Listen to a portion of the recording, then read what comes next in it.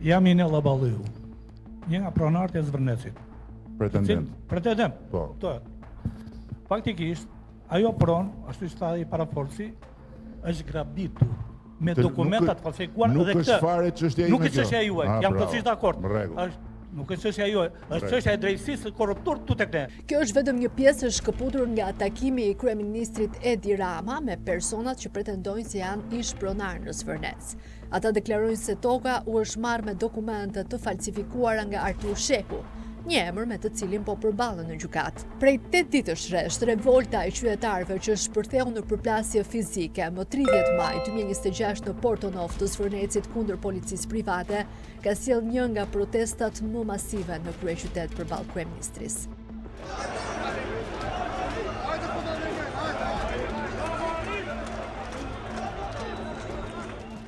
SPAK ka bllokuar llogarinë bankare të biznesmenit Artur Sheku, i cili ka marrë azil politik në Shtetet e Bashkuara të Amerikës. Se si ai ka përveçuar pronat, do të flasim pak më poshtë. Por tani le të ndalemi tek 2 masterplanet sekrete që i bën një grush njerëzish. Pamjet tregojnë vetë se si do të mbrohet e ashtu quajtura natyra e kryeministrit Edi Rama. Projekti ka si pronar kompaninë Albania Land Development dhe si zhvillues Zvërnec South Adriatic Development, ku kjo e fundit, sipas burimeve mediatike, është e lidhur me interesat e dhëndrit të presidentit amerikan Donald Trump, Kushner. Duke theksuar se deklaratat e kryeministrit që nga fillimi i protestës e deri më sot janë thellësisht kontradiktore dhe hynë në kundërshtim të hapur me masterplanet e zbuluara për investimet në Pishporonart. Laguna nuk preket. Është e shkruar. Kryeministri Edi Rama deklaron prerë se nuk ka projekte të miratuara që dëmtojnë peizazhin e mbrojtur Pishporonart. Dokumentet zyrtare zbulojnë se jo vetëm në Zvërnec, por në të gjithë zonën e peizazhit të mbrojtur Pishporonart janë hartuar 2 projekte madhore, të cilat do të mbushen me hotele, vila dhe kazino, që nëse realizohen, asgjësojnë statusin ekologjik të zonës. Këto 2 masterplanet të lidhura respektivisht me Zvërnecin dhe Darzezën e re në krahun tjetër të lumit Vjosa, zbulohen si Genesis dhe New Apollonia, që do të ndërhyjnë egërsisht mbi këtë areal mjedisor. Tashmë jo vetëm Vlora, por edhe pronat në Fier janë në shënjestrën e oligarkisë. Genesis ose Shqip Zanafilla është vetëm fillimi. Përfituesit e vërtet të ndërhyrjes në peizazhin e mbrojtur janë biznesmenët më të mëdhenj në vend, të lidhur me koncensione, kulla dhe kazino. Persona që operojnë si strukturë menaxhimi në Zvërnec South Adriatic Development rezultojnë të angazhuar edhe në strukturën e Spitalit Amerikan të Klodian Allajbeut, si dhe kanë qenë të përfshirë në kompanitë e Shefqet Kastratit. Megjithatë, Genesis është vetëm gjysma e skemës. Në krahun tjetër të lumit Vjos, në pjesën e Fierit ku vazhdon peizazhi i mbrojtur Pishporonart, planifikohet të ndërtohet Apollonia e re, që praktikisht është një qytet më vete. Ironia është se projekti që pretendohet se do ta kthejë Pishporonartën në një parajs, sipas masterplaneve tenton të bëjë të kundërtën, të asgjësojë peizazhin fantastik dhe natyrën e egër unike. Pishporonart shtrihet përgjatë ultësirës bregtetare midis kryderdhjes së lumenjve Vjosa dhe Seman, duke përfshirë një mozaik unik ekologjik të përbërë nga laguna e Nartës, dunat hranore, pyet me pishë të egre të butë, kriporet dhe ligatinat. Kjo zonë mbart një rëndësi të jashtëzakonshme ndërkombëtare për biodiversitetin, pasi klasifikohet si zonë emerald dhe zonë kyçe për shpendët, duke shërbyer si një stacion kritik për folezimin, ushqimin dhe dimërimin e mira specieve ujore, ku dallohen popullatat e flamingove dhe pelikanit kaçurel. Pas akuzave nga organizatat mjedisore PNEA dhe Euronatyr për ndërhyrje të paligjshme më 12 maj 2026, Inspektoriati Kombëtar i Mbrojtjes së Territorit do të dilte me një deklaratë publike, e cila do të zbulonte një paligjshmëri edhe më të madhe. Nga informacionet e siguruara ekskluzivisht nga Media 60, rezulton se Agjencia Kombëtare e Mjedisit e ka refuzuar këtë vlerësim të ndikimit në mjedis paraprak, me arsyetimin se për këtë zonë sensitive duhej një VNM e thelluar. Ky refuzim zyrtar i VNM-s ka ekspozuar ligjërisht jo vetëm kompaninë që kanë rrethuar vendin, por ka implikuar direkt edhe vet Inspektoriatin Kombëtar të Mbrojtjes së Territorit. Sot që flasim, në terren mungon tabela e këndërtimit, vendosja së cilës është detyrimi prerë ligjor, ndërsa pas protestave të banorëve, gardhi rrethues është hequr përfundimisht dhe punimet janë pezulluar. Media 60 i drejtoi një kërkesë për koment kryeinspektorit të IKMT-s Afrim Qendro mbi masat e marra ndaj subjekteve që operojnë pa tabel dhe pa miratim mjedisor, por kryeinspektori refuzoi të përgjigjë pyetjeve tona. Praktikisht kompanitë nuk mund të kryenin asnjë punim paraprak pasi u ishte refuzuar VNM-ja.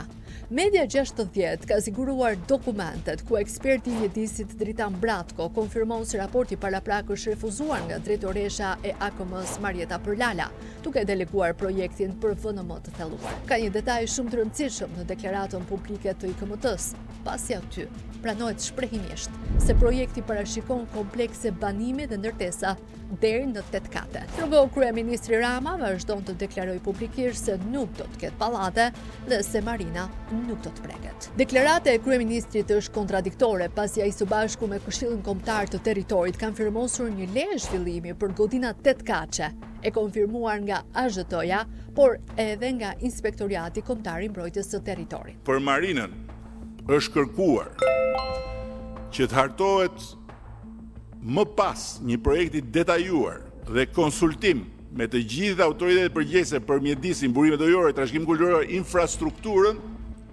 dhe vetëm pasi të jetë parë projekti tjetër në tërësi. Media 60 kontaktoi drejtoreshën e përgjithshme të Agjencisë Kombëtare të Mjedisit Marieta Përlala për të kërkuar shpjegime mbi këtë fillim të paligjshëm të punimeve në terren, por ajo refuzoi të përgjigjej gjithashtu pyetjeve të redaksisë.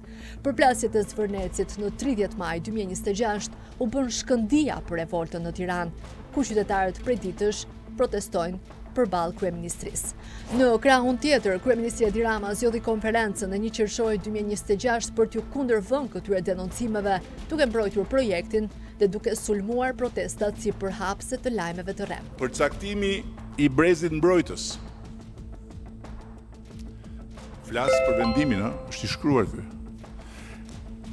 Pra, projekti duhet të konsideroj dhe të respektoj një brez mbrojtës nga vija bregdetare e lagunës, e cila do të përcaktohet pas përfundimit studimit nga studiet ndërkombëtare mjedisore dhe pas koordinimit nga autoritetet përgjegjëse.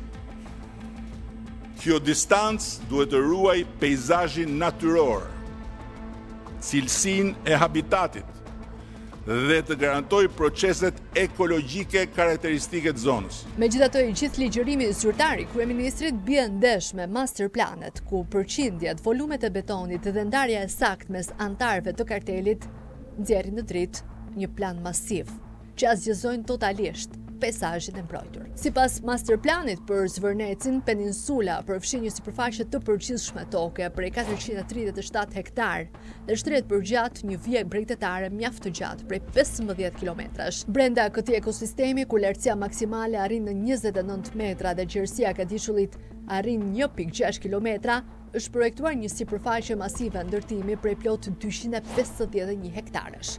Projekti synon të glabërojë zonën përmes 3 fazave të zhvillimit, duke transformuar rrënjësisht çdo element natyror për një zhvillim shumëvjeçar. Ky raport zyrtar bie ndesh në mënyrë flagrante me deklaratat e kryeministrit Edi Rama. Pika e parë e përplasjes është privatizimi i pasurisë publike. Në hartën e zhvillimit me faza në raportin Genesis është shënuar shprehimisht me shënim zyrtar se laguna e Nartës do të ketë zonë me akses të kufizuar, çka rrëzon pretendimin e kryeministrit se projekti nuk po fal asgjë, se natyra do të mbetet e hapur për publikun. Kjo do të thotë se laguna e Nartës do të trajtohet si zonë me akses të kufizuar. Pika e dytë e përplasjes lidhet me premtimin për një zhvillim turistik të qëndrueshëm, një narrativ që rrëzohet nga vetë numrat e projektit, duke hedhur 251 hektar ndërtime, duke ndërtuar 5 resorte të ndryshme, një kazino dhe duke hapur kanale artificiale për varka private. Projekti sjell fragmentimin masiv të habitateve të shpendëve të ralla. Pamjet nga terreni zbulojnë se kanali vital që lidh lidhet lagunën me detin ishte bllokuar nga kompanitë ndërtuese. Ndarja e lagunës jo vetëm që largon shpend të rralla që ushqen aty, por në të njëjtën kohë krijon sipërfaqe të reja për ndërtimet e ardhshme. E theksojmë tokë e re për projekte të reja. Duhet theksuar se prania e një kazinoje është detaj që nuk është përmendur shumë publikisht. Media 60 kontaktoi Redi Strugën, administrator në Albania Land Development, Isida Çela për një koment. Nga kompania zhvilluese Zvërnet South Adriatic Development, por deri në publikimin e këtij materiali, asnjëri nuk ishte i arritshëm. Ndërkohë zyra e Spitalit Amerikan me kryetar të Këshillit Mbikëqyrës Klodiana Llajbeun reagoi për pyetjet e adresuara nga redaksia. Klodiana Llajbeu deklaron: Grupi i kompanive të mia dhe unë personalisht nuk kemi asnjë lidhje financiare, kapitale apo kontraktuale me shoqëritë e lartë përmendura apo punimet në zonën e Zvërnecit.